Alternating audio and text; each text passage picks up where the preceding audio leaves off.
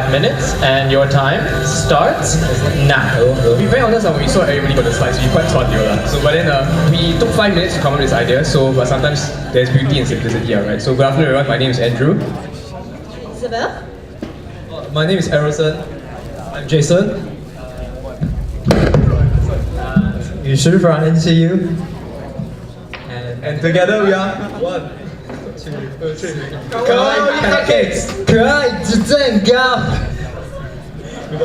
Okay, so basically from our idea itself, the name, you can really understand what we are trying to do. So the idea is like, it's a convenient instant noodle cupcakes.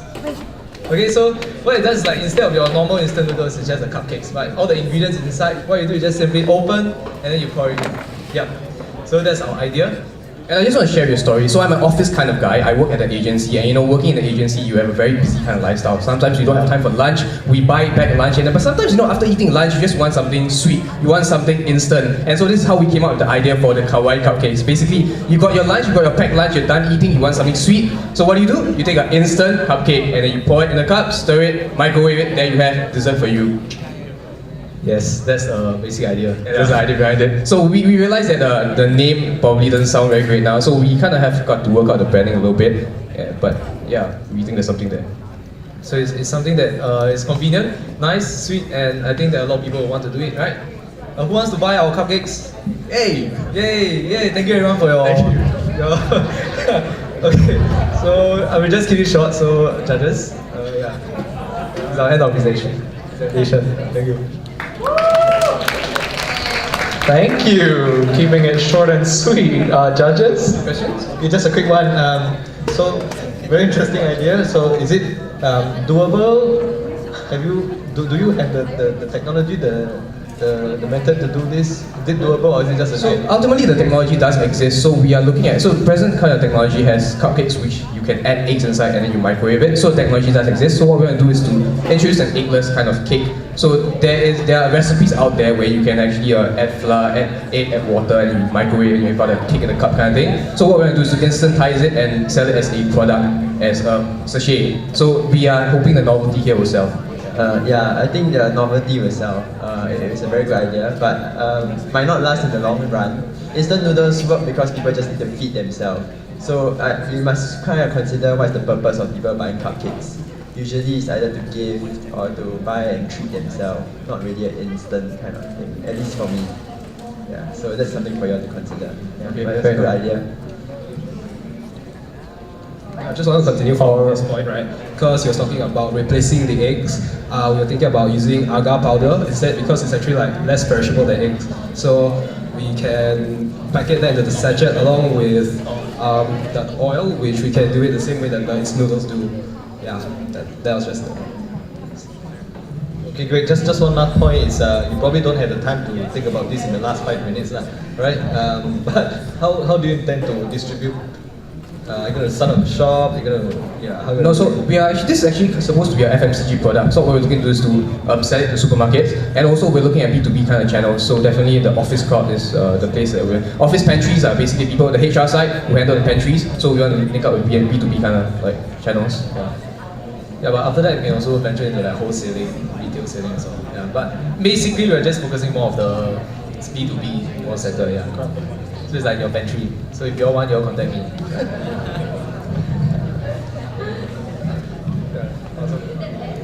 Yeah. All right, judges, you know what to do. Give them a call. All right. It was a pretty sweet idea. Get it? Okay. Now we've officially had the last group. We have come to the end of the Big Idea Challenge. Again, prizes will be given tomorrow. We would like to thank the audience for being amazing. And of course, take my applause for them. Also, we would like to thank our wonderful judges for making this competition possible. Of course, ladies and gentlemen, a huge round of applause for the 3 judges right here. Thank you very much. And last but not least, the participants themselves for presenting to us such great, innovative ideas. Okay, now we'll move on to the panel discussion. And Brian, would you like to tell us what's actually going to happen at the panel discussion? All right, so that the big idea challenge is over, we will begin the panel discussion with Mr. Gaten Dietrich, very sorry, Miss Diana Chong, and Miss Bonnie Wong. We'll now hand the mic over to our moderator for the panel discussion, Jeremy, who's also an NTU alumni. Jeremy, please. Alright, good afternoon everyone. Hope you all had a good lunch and hope you all had a really refreshing pitch and all the ideas that you heard just now. This next section is devoted to what we call family business, succeeding together. And we have today with us 3 panelists where they have major contributions in the business world in Singapore, in the region, and primarily they're here to share us with their experience with regards to both business and from the family business perspective, but we will let them introduce themselves later and what they really do for their firms. I'm Jeremy. I was a former student at NTU and also highly involved in entrepreneurship, as some of you are here today, or everyone here is today. So without further ado, I'll pass on the mic, let the time go to Ms. Bonnie Wong, who will introduce herself and what she does for her firm. Ms. Bonnie.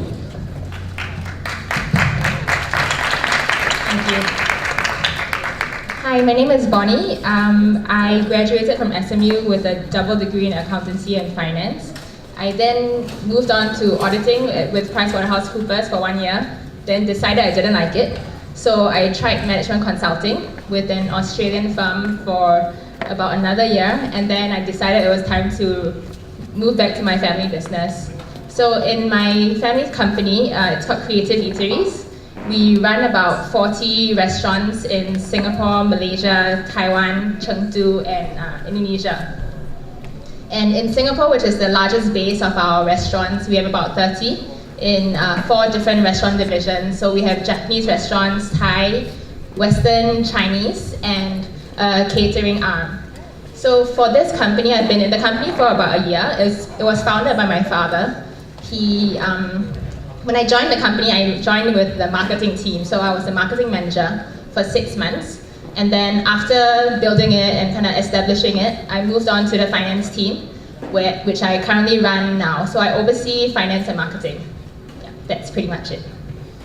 All right, thank you, Ms. Bonnie Wong. And with next on our panel, we have Mr. Gaeton Dietrich, and he will explain to us who he is and what he does. So, Mr. Gaeton. Hi everybody, my name is Gaeton Dietrich. I'm half French, half Swiss. I come from 2 families of entrepreneurship, and on the Swiss side, 3rd generation family business that's active in heavy equipment, construction material, and on the French side, family business that's primarily active in building machines to produce chemicals. And that business celebrated a week ago its 330th anniversary. Personally, on my side, I freshly graduated from SMU in applied finance and got involved in a number of early stage startups. That's it. Thank you, Mr. Gaeton. Next on our panel, we have Ms. Diana Chong. I think she's pretty familiar with our local scene. If some of you all know this, Ms. Diana Chong is also the head of Left Profile, so let us have Ms. Diana Chong introduce herself. Thank you. My name is Diana. I graduated from SMU with a double major, and after that I went to Hong Kong to work in Jardine Matheson as a management trainee for a couple of years, and like Bonnie, I didn't like it and I came back. So after that, at that point of time, my sister, who is Michelle Chong, I'm not sure if you guys are familiar with her. She actually is a TV personality. She does hosting, acting, comedy. One of her most popular programs on TV is The News. She does The News where she does various characters. It's a satire comedy skit. So at that point of time, she decided that she wanted to do her own creative work, and she started 2 companies, one of which is called What Films, and that is the production arm where we do movie productions, TVCs, corporate videos. and the other arm is the artist management unit, where we manage artists. So I came back and I helped her in both companies. So that's what I'm doing so far. Thank you. Thank you, Diana. So for today to kick off, we have our first question, and this is directed to Ms. Bonnie Wong, in which we feel Diana could also share some expertise on, which is how is the transition like from the global working world, the MNC world, towards back into the family business, and what are the pressures or encouragement you face along the way? Okay, I think when you work in the corporate world, when you are an employee, your pressures are very different. You have specific targets, and once it's met, it's met. You know, when you do your reviews and you get A's, it's good. You know, and then you get your bonus, you get your paycheck. So it's always, it can be stressful, but it's never round the clock. So I think working for your family or working for yourself, it's where you never stop working, which is, I think, the transition that is the most difficult. Yeah, because you kind of have to learn to compartmentalize your life. If not, it's like, because you're in F&B, so every meal I go for, you know, even if I'm with my friends, you know, I'll be like, oh, how many staff do they have? You know, how much does this cost? You know, they are ripping you off. You know, that kind of stuff. You know, so I'm always kind of analyzing the market, which is tiring, and at the same time, I guess it's quite exhilarating and rewarding. Yeah, so I think it's just a matter of managing your life differently. Ms. Bonnie, you mentioned that when you're at certain restaurants, you would look at, you know, the items and you scrutinize and you say, you know, oh, they're ripping you off, how many staff do they have? Can you share with the audience what are the restaurants and eateries that you are involved with? Okay, so as in the restaurant. Yes, so the restaurants that you run and the things that you're most likely, you know, they are most likely to know. Okay, yeah, so our restaurants are very mid-priced, so I think it should be more familiar. We have, as I mentioned, we have 4 different divisions. In the Thai division, we have 2 brands that are quite popular, Bangkok Jam and Siam Kitchen. And we also have Sukiya, which is a Japanese shabu-shabu restaurant. We have Boston Seafood Shack, which we are opening our 2nd outlet in Tampines Mall. Go check it out. And this July. And so we run about over 12 brands. So this is very, very amazing, very impressing.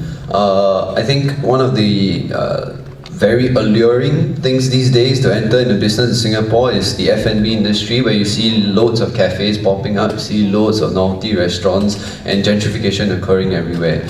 So with respect to this pop culture, I would like to ask Ms. Diana Chong, how do you feel it is like for young people to be in your industry, given that we are really looking at a very small market? So we're talking about population size wise, what are the things that you would say would be good things to watch out for in our industry, especially given our market size, for your kind of industry? Because right now I'm in the media industry, actually for this industry I would feel that it's not really the impact of population size or various factors that might affect other industries such as F&B or other service sectors are quite different.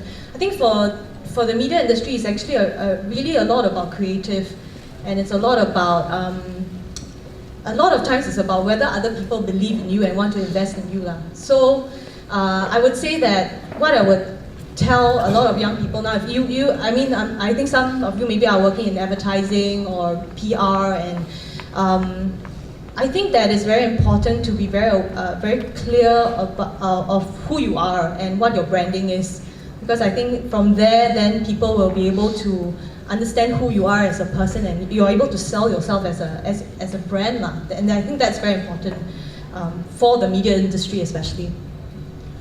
So those are 2 industries which are really consumer facing in terms of media and then food for yourself.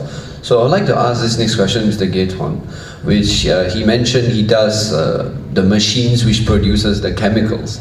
So how does one get excited or get motivated with such a notion that that is your company, that these are the things that you're helping make change for? So could you share with us? You get excited because you haven't got a choice.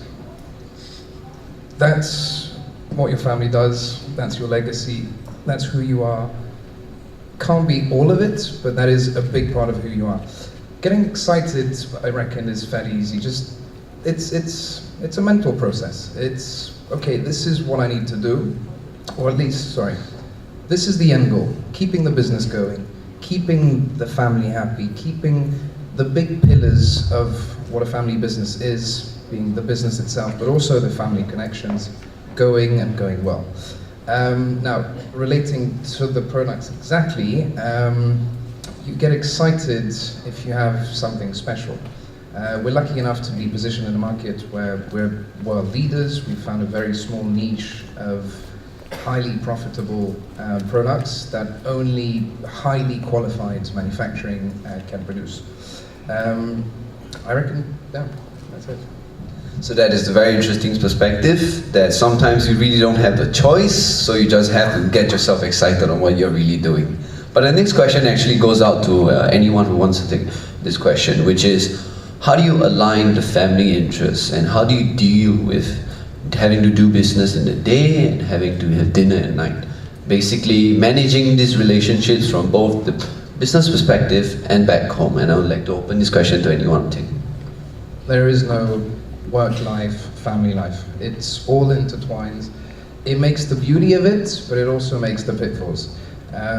You can't switch off. I mean, whenever you come back home, you're still thinking of business, because the guy across the table is your father and he's running the show. So I think it's a question of you need some divides. You need different relationship with your family within the home and within the office. If you can get that divide in the way you behave, in the way you talk, in the way you express yourself with your father or parents, then you can have that divide, but it's never really there. You can't just pause your brain and say, okay, I'm not letting home issues get involved in the business life. They will get involved. They will get involved actively. You will know about them, or indirectly. I have a sister and a younger brother, and I know that if one day we're working in the business together, some of the interactions we will have will be biased by how we were playing Lego together when we were kids. It's that stupid, but all these small elements of family life get involved in the business. It's tricky, but it's also a good thing, because you can push yourself harder. You can have relationships you know will not go sour. You know you will always have your brothers or your sisters ear. They will always listen to you, and you will always be able to relate to them. In business, you can get really pissed with your boss. Happens also in the family business, but when you come back home, you've got to make it work. You've got to have a family, nice, amicable relationship with your father. And that duality of having a business interaction plus a family, chilled, relaxed interaction with your parents is, I guess, one of the unicities of family businesses. Thank you for that sharing. I think all three of you are in businesses in which your clients or your consumers are not just in Singapore, in terms of how they receive and consume what you produce as businesses. So like for some, maybe Bonnie, could you share what is the strategy, and perhaps what is a good piece of advice for people starting up their businesses? Because we've heard a couple of pitches today, and a good sizable number of them were focused in the local market. But we also do see that Southeast Asia is a really exciting region. So could you perhaps share with us on what is the good thing to look out for, in terms of the region and expanding outwards of Singapore? In general, what is the take, and what are the experiences you've had going in this region? I think going overseas is definitely a lot more challenging than doing business in Singapore. Singapore is a market that you can do your market research any time of the year. Whereas when you go overseas, you have to make full use of your time when you're there. At the same time, your work in Singapore does not stop. So I think when you want to go overseas, the key thing to have is a good team. You must trust that manager who is over there 100%. And even if you trust them 100%, you must fly up there a good once every 2 months and check to make sure everything is going according to plan. So I think going overseas is definitely a required step to expand your business, because in Singapore, your market, even if you cover 100% of Singapore, it's just Singapore. So you always have to go overseas, but you must always bring along the right team and the right processes to ensure that you have control over your businesses overseas. Yeah, that's I think we'll say what you said about flying over to check once and all seems to be really important, even though your product is pretty universal, it's food and everything. But I'd like to query, because I think you had an opinion, because in your industry you have the barriers of language and barriers of culture. So how does that affect your business and how you deal with that in terms of expanding globally? I think for my case, I can raise the example of when, because in last year, we actually, my sister wrote and directed her second movie, Three Peas in a Pod. It was a movie about 3 university students who went on a road trip in Australia. And after the movie finished its run in Singapore, we opened the movie in Malaysia. So for my case, I think what I can share about it is very similar to what Bonnie said.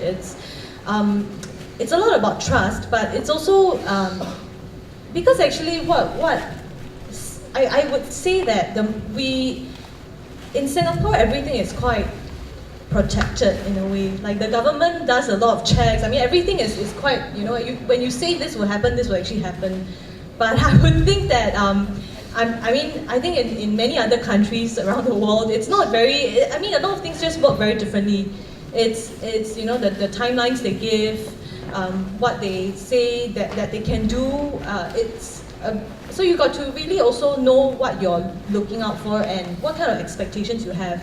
And again, it's also about really being very involved. So you do have to go down. So when we opened the movie in Malaysia, we had to go down and we had to speak to the distributors, and we had to make sure that, even as simple as are the posters up in the cinemas, and it's very difficult because it's in various parts of Malaysia. So whenever we had the chance, we tried to find out whether they actually put up the trailers, they actually put up the posters, and these are things that you never thought you had to do when you are working in Singapore, because you take it for granted.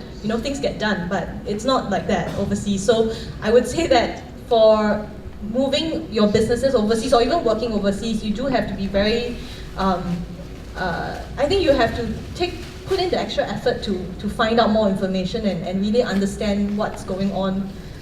Let's say you want to work overseas, yeah. And I would like Gaeton to share a little, because I think he said that he's half French, half Swiss, and I think that would really give us a lot of insight on his perspective, since he's in Singapore. So go ahead. Coming back to your question before, I think Sure. there's 2 parts to that.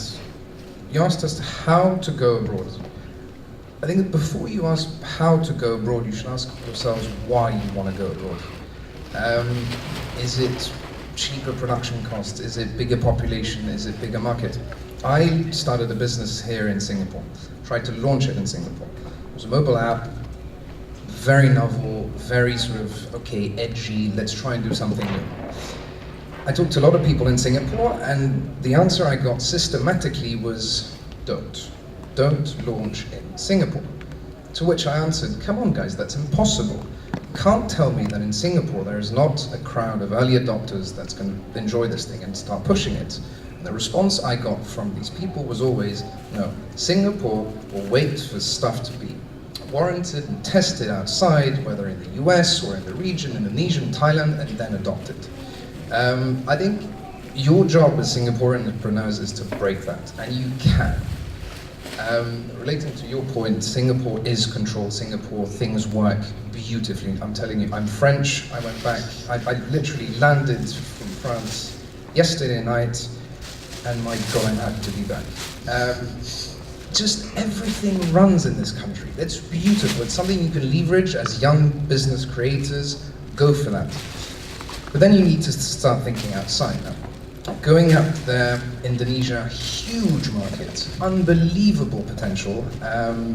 Thailand, much more developed. I used to live in Jakarta, so I'm I know Indonesia a bit more. But if you want to go out there, and relating to your point, check everything. You have no idea how Singapore is spoiled in that sense. As you said, if something is done, something agreed on, it will happen. Indonesia, yeah, it's just a constant, you got to be breathing down their necks. And I love Indonesians. I love that country. They have the brightest future ahead of them. But still, you've got to check everything, and I mean everything. If you can get that, try and find a local partner. That really helps. He will make you jump through the right hoops, accelerate processes, make you meet the right people. There's also the issue of permits, governmental regulation. Find a local partner, somebody you can trust. I think that's a good way to go about it. Perhaps I'd like to direct this next question to Bonnie with regards to when you're going overseas, and now we're on this topic of going overseas. What are the crucial connections, or rather what are the crucial advantages you should feel that people should look to get when they're going abroad, or they're expanding abroad? Because very often we hear the adage, right, that you need your connections overseas, you need the right business partners. Now, not everybody is privy to these kinds of fortunate circumstances. So what are the things that you could say, here's the lowest hanging fruit, get it if you want to go overseas first? Well, I think the thing about connections is that it's up for you to make connections. If you want to go overseas and you want to go by yourself, it's never a good idea, simply because you don't know the market. If you don't know people, then go and meet people.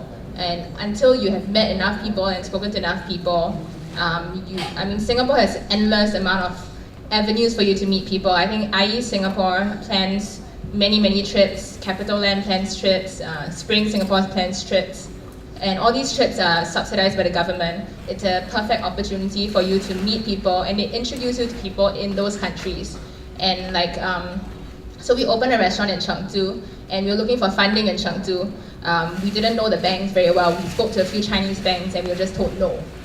I connected with the IE Singapore rep in Chengdu. He connected us to UOB Bank in China, and now if you want a loan, we can get it. So it's really about making a connection so that you do not feel so alone in that country, and you can function better. So I think a very valuable piece of advice that she mentioned is to go to your local government, because they'll give you a lot of help.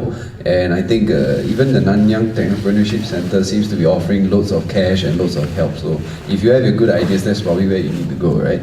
So the next question is about family dynamics affecting the way your business runs. More on how does it make it better. So I would like to ask Diana, in terms of how does the family dynamic make the business better? Is it that you all have more time to sit around the couch and talk about stuff, or is it that because I think there's you guys have clearer idea of what you guys want to do? How does it make it better? I think that it's interesting because I think relating to the earlier question about working with family, I think one good thing about doing that and how it makes the business better is because I think we both have a mutual understanding of what we are like in terms of what makes us tick, or what pushes our buttons, or what not to push. So you do have to also, as you go along, learn what works for each other and what is worth pushing for, or what is worth quarreling about. Like for those things that are not worth quarreling about, then don't quarrel lah. So I think in terms of that, then it makes things easier because I think when you work with colleagues, in a corporate setting lah, a lot of times, of course you do have to put up a very professional side, which is of course important in family business as well. But because you do have we grew up together, so I do have an understanding of how to make things, what are her strengths and weaknesses, and for myself as well. So I try to, for her, she's definitely the creative side. She basically enjoys the process of writing, directing, producing, the artistic side of things. So I see myself more of managing the business side. So this is where I think we complement each other, and I think it's important to have that in any business now, not just say family businesses. So, as you mentioned two things, right? The dynamic helps you be better at working, and the second thing is that your skill set actually tangibly changes. So those are the two real benefits. For Gaeton here, I would like to ask, because